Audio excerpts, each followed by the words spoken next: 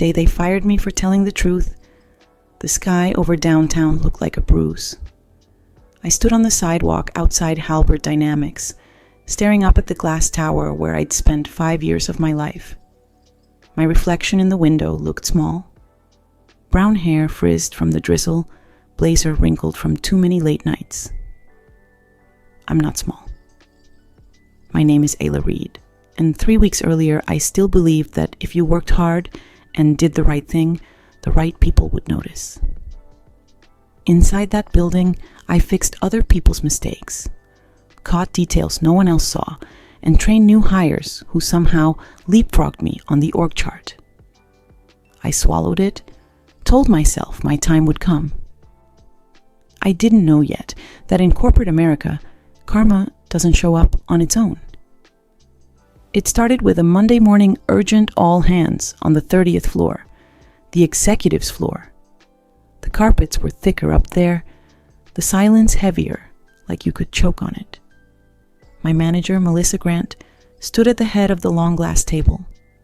Dark hair in a perfect chignon, red lipstick sharp as a warning sign. Beside her sat our VP of Operations, Vincent Cole. Tall, silver at the temples, smile polished from too many investor calls. He didn't look at any of us like we were people. We were line items.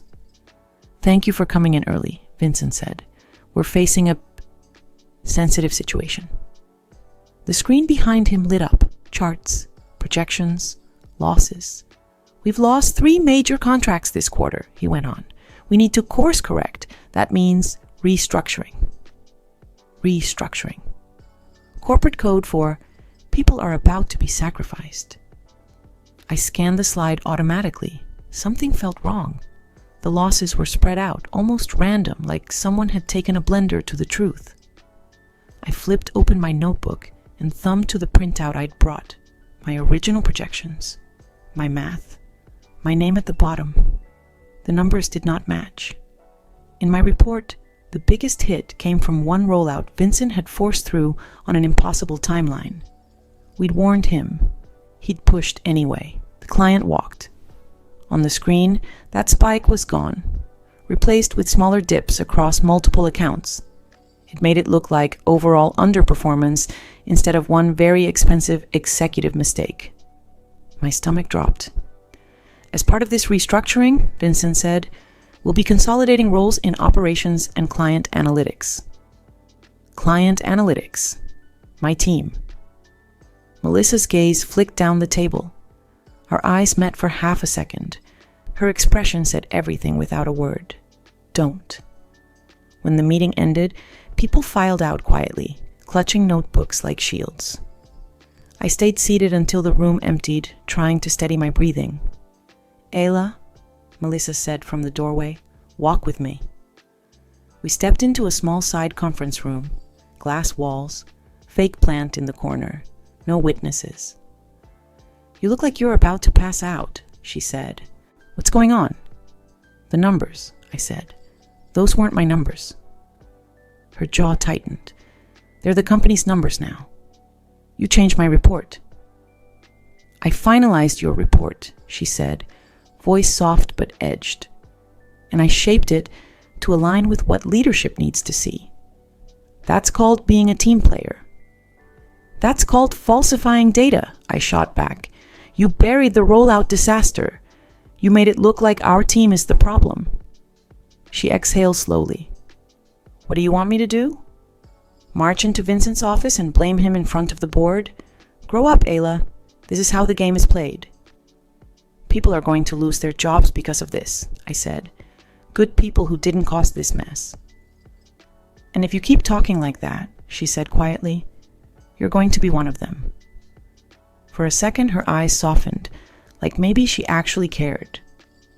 Then the mask snapped back into place. "I'm trying to protect you," she added. "Let this go." I went back to my desk on the 22nd floor, the normal people level where the carpet was thin and the lights buzzed. I sat down, opened my files, and pulled up my original spreadsheet. The truth, line by line. I copied everything to a flash drive. My hands were shaking, but not from fear, from anger. I could have stopped there, looked the other way, updated my resume, pretended none of it was my problem. Instead, I opened a new email. To HR. Then I added compliance, then legal. And finally, because a stubborn part of me still believed in accountability, I added Vincent. I kept the message short. I outlined the discrepancies between my report and the slide deck, attached both files, and requested an internal review to ensure we are operating in alignment with company values. I read it twice. My heart pounded in my ears. Then I hit send. For maybe 30 seconds, I felt light, strong, like the version of myself I always hoped I'd be if I ever had to choose between comfort and doing the right thing. Then my phone rang. Ayla Reed, I answered. Miss Reed, a smooth voice said. Vincent here. Could you come up to my office on 30? I'd like to clear up your concerns. He didn't sound angry. He sounded amused. Now? I asked. If it's not too much trouble, he said. The sooner we address misunderstandings, the better. The line clicked dead. The elevator ride up felt longer than usual. Each floor number blinked like a warning. I watched my reflection in the brushed metal doors, trying to find some trace of the girl who used to believe core values meant something. By the time the doors opened, all I saw was someone tired of being afraid. Vincent's receptionist gave me a tight, sympathetic smile before buzzing me in. His office was all glass and skyline, like he'd built it just to feel taller than the city. Ayla. He stood as I entered, motioning to a chair. Please, sit. I stayed standing. He smiled anyway. You've caused quite a stir this morning. I sent an email, I said. That's all? To HR, to compliance, to legal. He leaned against his desk, arms crossed. And to me. That's more than all. That's bold. I thought transparency was one of our values, I said. The numbers presented in that meeting weren't accurate. They reflected a broader strategic reality, he replied. No one lied. You erased your own mistake and pinned the fallout on my team. His eyes cooled. Careful? Why? I asked. You asked me to share concerns through the proper channels. I did. He watched me for a long moment, then sighed like I'd disappointed him personally. You're talented, Ayla. Everyone says so, he said. But talent without judgment is dangerous. You had options. You could have come to me, to Melissa. Instead, you escalated. Because you're the problem, I said, before I could stop myself. Silence settled between us, thick and heavy. I'll give you one chance, he said finally. Send a follow-up email. Say you misunderstood the finalized report. You'll confirm that you have no further concerns. Melissa will back you up. We move on. And if I don't? His smile vanished completely. Then we'll have to question whether you're the right fit here, he said. And when someone isn't the right fit, it's better for everyone if we part ways quickly. Do you understand me? My heart hammered, but my voice stayed steady. What I understand, I said, is that you're asking me to lie to cover you. I'm not doing that. His jaw flexed. For a split second, the polished VP mask slipped, and I saw what he really felt. Annoyance, contempt, fear. Very well, he said. You can go back to your desk. HR will reach out. Walking out of his office, my legs trembled, but my spine didn't bend. I went straight to my computer and forwarded my files to my personal email. Then I slid the flash drive deeper into my bag, like armor. 10 minutes later, my inbox chimed. Subject, meeting request, HR. They wanted me in conference room B at 3. At 2:58, I walked down the hallway, every step echoing. I thought about my rent, my loans, my mom's medical bills. I also thought about the faces of my team, the tired smiles, the trust in their eyes when they handed me problems to fix. I walked into HR and saw the setup immediately. Small round table, tissues in the center, a bottle of water at my seat. Dana from HR sat on one side, hands folded, eyes soft and practiced. Next to her was a man in a navy suit I'd never seen before, expression blank, folder in front of him. "Ayla," Dana said gently. "Thanks for coming on such short notice." The man slid the folder toward me but didn't open it. Right then, before anyone said a word, I knew this wasn't a conversation. It was an execution. What none of them knew, sitting there so sure of their script, was that by trying to bury me in that room, they were giving me everything I needed to bury them instead. The man in the navy suit didn't smile, didn't blink, didn't bother pretending he was there to help me.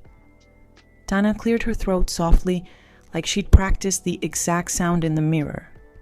"Ayla, we reviewed the concerns you raised earlier today."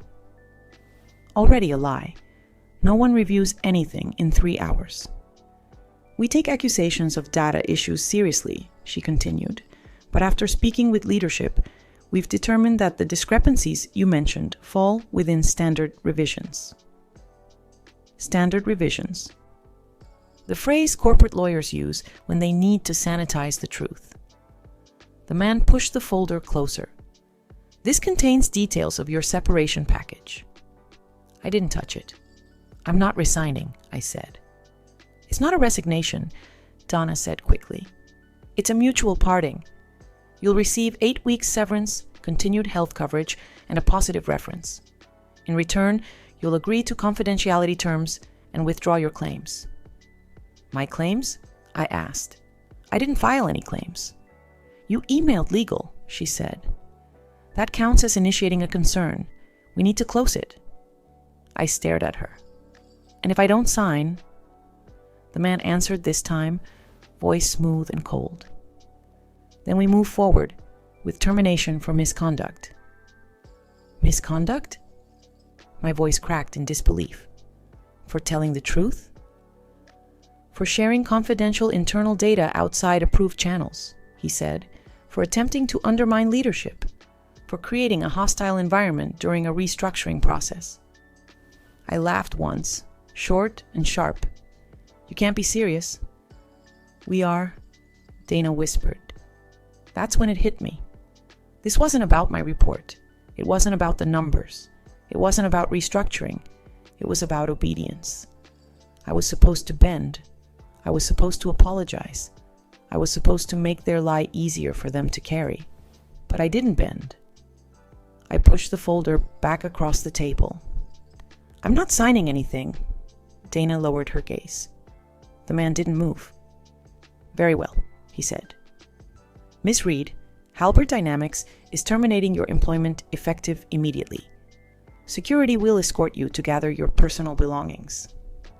The words floated in the air for a moment, unreal, suspended just above my head. Then they landed, hard. The walk back to my desk felt like moving through thick fog. People glanced up, then quickly away. No one dared ask anything. Corporate survival meant pretending you didn't see bodies being dragged out. Security waited near my chair, 2 men in black polo shirts with tight smiles. "Take your time," one said, but the tone made it clear time had already run out. I packed slowly, a mug, a worn notebook, a photo of my mom from before she got sick, the little plant that had somehow stayed alive longer than some executive's promises. On my keyboard, someone had left a yellow sticky note. "I'm sorry. No name." I knew it was from Melissa, and I didn't know if that made it better or worse. One of the security guards cleared his throat. "Ready?" I nodded. As they walked me down the hallway, co-workers busied themselves with fake typing and exaggerated focus. The elevator doors opened, and I stepped inside, watching the numbers fall as my career dropped with them. When we reached the lobby, security escorted me to the revolving doors, then turned back without a word. I stood outside with my box of belongings, staring at the building that had taken years of my life and spit me out like nothing. The drizzle had turned to rain. It soaked through my blazer, through the cardboard box, through every fragile piece of the life I thought I understood. My phone buzzed. A text from an unknown number. You should have kept quiet. Another message. You're not the first. You won't be the last. No signature. The fear hit me then, not the kind that freezes you, but the kind that sharpens everything. The kind that's almost electric. Someone knew what I'd done. And they weren't warning me. They were threatening me. I walked to the curb and set my box down. Cars rushed by in streaks of wet light. I pulled the flash drive from my purse and closed my hand around it. This wasn't over. Not even close. If they thought firing me would scare me into silence, they didn't understand who I was. I wasn't built to back down. I was built to dig. The next morning, I woke up with a headache, a fire in my chest, and a plan taking shape. Halberd Dynamics had buried the truth. I was going to dig it back up, every ugly, rotting piece of it, and drag it into the light. But first, I needed help. And I knew exactly who to call. Someone who hated Halberd almost as much as I did. Someone they had fired the same way. Someone they had tried to silence. His name was Cal Pearson, and he didn't scare easily. When he picked up, his voice was low and cautious. Ayla, it's been a long time. They fired me, I said. A pause, then, tell me everything. By the time I finished, his tone had changed, hardened. They did it again, he muttered. Same playbook, same script. Cal, I said, did you save anything from when they pushed you out? Another long pause. Then he exhaled. Meet me tonight. Where? You'll know when you get there. He hung up. I checked the time. I checked the flash drive. I checked the text messages again. The fear wasn't gone. Not even close. But something else was louder now. Purpose. They wanted me silent. I was going to make myself heard. And I was starting tonight. Cal told me to meet him at a bar on the edge of downtown. The kind of place with low ceilings and a jukebox that never played anything newer than the 90s. I got there early and took the corner booth where I could see the door. Every time it opened, my heart jumped. When Cal finally walked in, he looked older, heavier, hair shot through with gray. But his eyes were the same, sharp and restless. He slid into the seat across from me and set a worn leather folder on the table. They did it to you too, he said. Same script, I replied. Restructuring, misconduct, sign this, and disappear. He huffed out a humorless laugh. They love that word. Misconduct. I nodded at the folder. What's that? Insurance, he said. From the last time someone tried to tell the truth. Inside were emails, reports, memos, draft financials with big losses. Final versions where those losses were reclassified. Expense accounts tied to fake vendors. Approval chains with names I knew. Vincent, and above him, CFO Robert Lang. This isn't sloppy, I whispered. It's a system. Cal's face hardened. You remember the guy 3 years ago? The one they called disgruntled after he accused them of cooking the books? Yeah, they destroyed him. He sent this to me before he disappeared, Cal said. I thought I'd do something. Then I got scared. They pushed me out next. I kept the file anyway. I told him what happened to me. The altered numbers, Vincent's threat, the text after I was fired. You kept the text? He asked. I backed it up, I said. He nodded once. Good, because they've sent that message before. He pulled out printed screenshots of other texts. Different numbers, same lines. You should have kept quiet. You're not the first. You won't be the last. My skin went cold. They've been running the same play for years. And they picked you, he said, because you're smart and because you still believed values meant something. I let out a bitter breath. So what now? We sue? Go to the press and look like bitter ex-employees? We don't rush, Cal said. We don't show up emotional and give them an easy story. We pull at the threads they've been hiding, all at once from different directions. We make them feel watched. Watched. The same feeling I'd had when that text hit my phone. It sounded like fear turned inside out. What do you need from me? I asked. Your files, he said. Your original report, their deck. Anything that proves this isn't ancient history, it's still happening. I slid the flash drive across the table. It's all there. He pocketed it. Then we start. The next days were quiet but sharp. I locked down my accounts, used a VPN, made new emails. Cal showed me how to move files without leaving easy tracks. Tricks he'd learned from the same company we were targeting. We built a clean dossier. Side-by-side numbers, timelines, copies of reviews that tanked after people spoke up. No rants, just proof. We sent it anonymously to a financial investigative journalist, known for slow, careful work. No dramatic subject line, just data and one line. You're looking in the wrong place. Start with Halbert Dynamics. Then we turned to the people still inside. There was an unofficial employee forum I used to lurk on, where people vented about workload and culture.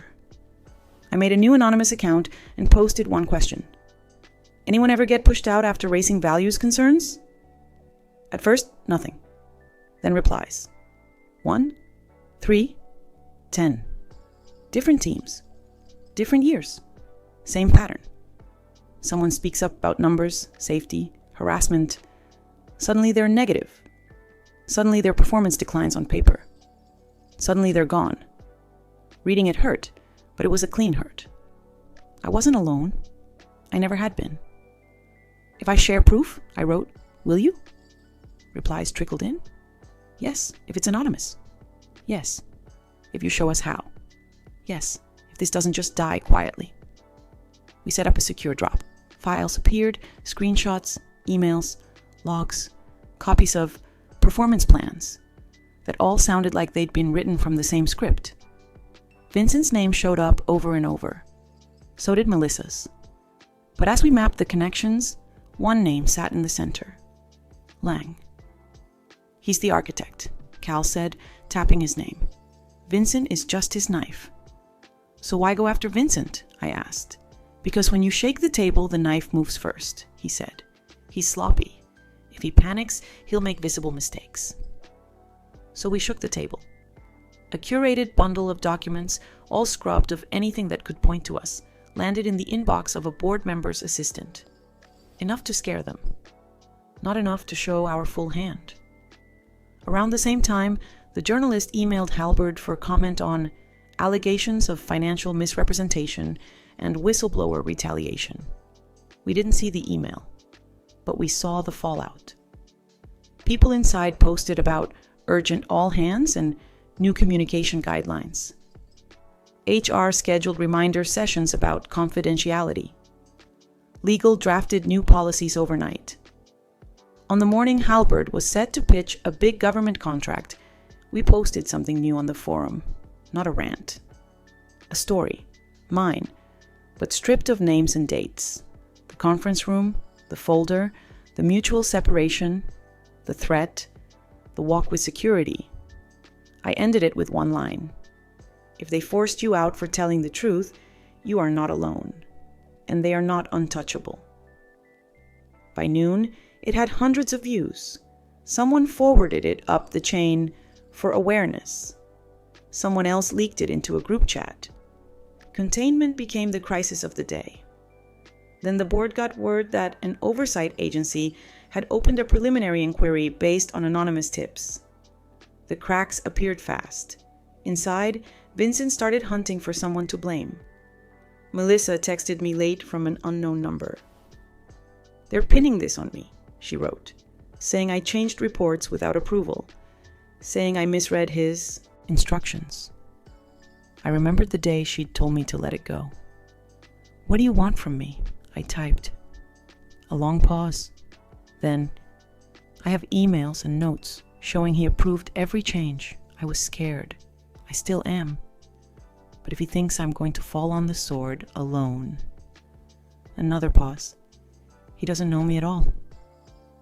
I didn't forgive her, but I took what she sent. We folded her proof into the pile. When the article came out, it didn't scream.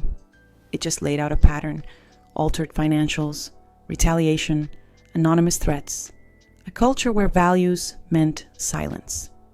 It didn't name me. It didn't have to. Investors noticed, then regulators, then the government client. Halbert's stock dipped, then slid. Behind their glass walls, strategy meetings multiplied.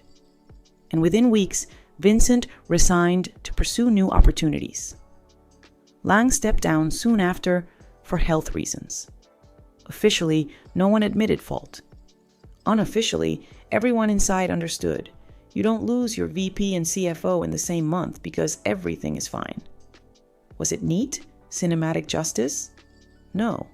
There were no handcuffs, no judge. But their reputations were damaged. Their power shrank. Their names started showing up in quiet warning emails. Be careful working with these guys. More importantly, the fear inside Halbert shifted. People started documenting more, trusting less, talking to each other instead of suffering alone. A month later, I sat at our wobbly kitchen table and told my mom everything: the firing, the threats, the plan, the fallout. She listened with her hands wrapped around a mug of tea. They tried to break you, she said softly. And you came back with company. Cal and I launched a small anonymous site soon after. A place for people pushed out for doing the right thing to share what happened and find basic resources. I called it Not the Right Fit. The first story wasn't mine. It was from a nurse who refused to falsify charts. Then from a teacher who wouldn't change grades. Then from a junior analyst at a different firm who'd watched his numbers magically corrected. Different industries. Same script. Sometimes I still think about Vincent and Lang, about their corner offices and their rehearsed smiles. I don't know if karma will ever look like a courtroom for them, but I know this. They don't own the story anymore. They thought walking me out with a cardboard box would erase me. They thought a text from a blocked number would shut me up. Instead, it lit a fuse. My name is still Isla Reed. I am not a VP. I don't sign off on million-dollar deals, but I know my worth now. They can fire you. They can smear you. They can pretend you never mattered. What they can't do, no matter how high their floor is, no matter how thick the carpet, is take away the truth you carry out with you. And sometimes, that truth is all you need to start a fire they can't put out.